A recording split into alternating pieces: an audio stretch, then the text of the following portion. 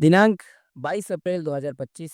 स्थान जम्मू कश्मीर पहलगाम। एक भयानक दुर्घटना ने देश को झकझोर दिया। बात हो रही है पहलगाम की। पहलगाम जो जम्मू कश्मीर के अनंतनाग जिले में स्थित एक स्वर्ग जैसी खूबसूरत घाटी है जो समुद्र से लगभग 7200 फीट की ऊंचाई पर बसी हुई है। लीदर नदी के किनारे बसा यह इलाका चारों ओर से देवदार और चीड़ के घने जंगलों से घिरा है और बर्फ से ढकी चोटियों और उसकी गोद में बसी आज यह जगह पर्यटकों की पहली पसंद है। पहलगाम सिर्फ प्राकृतिक सुंदरता के लिए ही नहीं बल्कि आध्यात्मिक दृष्टि से भी बहुत खास है, क्योंकि यहाँ से शुरू होती है अमरनाथ यात्रा जो लाखों श्रद्धालुओं को भगवान शिव की गुफा तक पहुंचाती है। बॉलीवुड की दर्जनों फिल्म की शूटिंग यहाँ हुई है, लेकिन जिस धरती को सुकून और शांति की पहचान माना जाता था वह धरती दिनांक 22 अप्रैल 2025 को खून से लाल हो गई जब यहाँ एक दिल दहला देने वाली आतंकी हमला हुआ। 22 अप्रैल 2025 दिन रविवार। पहलगाम की वादियों में मौसम सुहाना था। पर्यटक अपने परिवार के साथ बैताल वैली और चंदनवारी जैसे पर्यटक स्थलों की सैर कर रहे थे। सब कुछ सामान्य सा लग रहा था, लेकिन दोपहर करीब 1:30 बजे मोटरसाइकिल पर दो आतंकवादी अचानक एक टूरिस्ट वाहन पर गोलियां बरसानी शुरू कर दी। ये हमला पहलगाम के पास स्थित लीदर बाजार के पास हुआ, जहां कई दुकानें कोटले थी। आतंकियों की अंधाधुंध गोलीबारी में एक स्थानीय टैक्सी ड्राइवर की मौके पर ही मौत हो गई और 6 से ज्यादा घायल हो गए, जिनमें 2 महिलाएं और एक बच्चा भी शामिल था। हमला इतना अचानक और तेज था कि लोगों को समझ नहीं आया कि क्या हो रहा है। बाजार में अफरा तफरी मच गई। कई लोग इधर उधर दुकानों में जान बचाने के लिए छुपने लगे। इस हमले ने एक बार फिर कश्मीर की जमीन उसकी हकीकत को सामने ला दिया। एक और प्राकृतिक सुंदरता और दूसरी ओर कट्टर सोच जो मासूमों की जान लेने से पीछे नहीं हटी। इस हमले के चंद घंटों के भीतर ही पूरे देश में गुस्से और दुख की लहर दौड़ पड़ी। सोशल मीडिया पर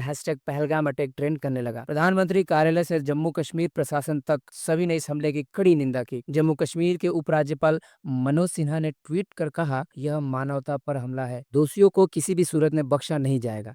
और जम्मू कश्मीर पुलिस ने एक विशेष तलाशी अभियान शुरू किया। करीब 30 किलोमीटर का एरिया घेर कर नाकाबंदी कर दी गई और उसे सील कर दिया गया और संदिग्धों की तलाश में कई जगह छापे मारे गए।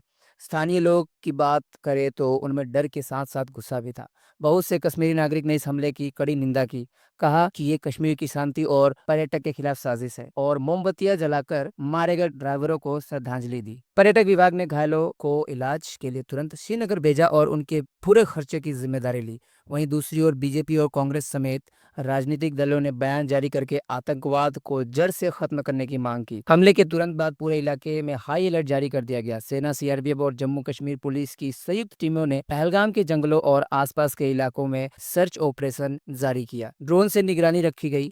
एक तरफ शहीद के परिवारों में मातम पसरा हुआ था, वहीं दूसरी तरफ देश भर में लोगों को गुस्सा और सोशल मीडिया पर हैशटैग चलाए जा रहे थे। कई जगहों पर कैंडल मार्च निकाले गए और लोगों ने सरकार से कड़ी कार्रवाई और जवाबी हमले की मांग की। प्रधानमंत्री कार्यालय की ओर से इस हमले की कड़ी निंदा की गई और कहा गया, शहीदों का बलिदान व्यर्थ नहीं जाएगा। लेकिन जनता का एक बड़ा वर्ग ये पूछ रहा था, क्या ये जांच और बयानबाजी ही आखिरी जवाब है या अब समय आ गया है कि ऐसी हरकतों का अंत किया जाए। आतंकवादी हमले के बाद में प्रधानमंत्री मोदी बहुत दिनों तक खामोश रहे, लेकिन उनके मन में लगातार बदले की भावना उमड़ रही थी। तो जवाब देने का समय आया तो उन्होंने ऑपरेशन सिंदूर लॉन्च किया। ऑपरेशन सिंदूर 7 मई 2025 को भारतीय वायुसेना द्वारा पाकिस्तान और पाक अधिकृत कश्मीर में 9 आतंकवादी ठिकानों पर किए गए। ये कार्रवाई 22 अप्रैल को पहलगाम में हुए आतंकी हमले के जवाब में की गई, जिसमें 26 भारतीय नागरिकों की जान गई थी। इस ऑपरेशन में भारतीय वायुसेना ने राफेल लड़ाकू विमानों से SCALP क्रूज मिसाइल और AASM हैमर बम का उपयोग किया। हमले की अवधि लगभग 23 मिनट थी और इसमें बहावलपुर, मुरीदके, गुलपुर, सियालकोट और मुजफ्फराबाद जैसे स्थानों को निशाना बनाया गया। भारत का दावा है कि हमलों में जैश ए मोहम्मद और लश्कर-ए-तैयबा जैसे आतंकी संगठनों के ठिकानों को नष्ट किया गया, जबकि पाकिस्तानी सैन्य प्रतिष्ठानों को निशाना नहीं बनाया गया। इसके बाद भारतीय रक्षा मंत्री राजनाथ सिंह ने बताया, इस ऑपरेशन में कम से कम 100 आतंकवादी मारे गए। हालांकि पाकिस्तान ने इन हमलों को युद्ध की कार्रवाई करार दिया और दावा किया कि इसमें 31 पाकिस्तानी नागरिकों की मौत हुई, जिनमें बच्चे भी शामिल थे। इस ऑपरेशन के दौरान भारतीय सशस्त्र बलों ने घरेलू और विदेशी उपग्रहों का उपयोग करके निगरानी और लक्ष्य निर्धारित किया, जिससे यह भारत की रक्षा रणनीति में एक महत्वपूर्ण कदम माना गया। प्रधानमंत्री नरेंद्र मोदी ने ऑपरेशन सिंदूर को भारत की सैन्य ताकत और आतंकवाद के खिलाफ दृढ़ संकल्प का प्रतीक बताया। उन्होंने कहा कि भविष्य में किसी भी उकसावे का जवाब भारत अपनी शर्तों पर देगा। इस ऑपरेशन में शहीद हुए जवान राम बाबू की कहानी ने पूरे देश को भावुक कर दिया। ऑपरेशन सिंदूर ने भारत की आतंकवाद के खिलाफ नीति में एक नया अध्याय जोड़ा और ये दिखाया कि भारत अब आतंकवादी हमलों का जवाब देने में संकोच नहीं करेगा। बहुत बहुत धन्यवाद।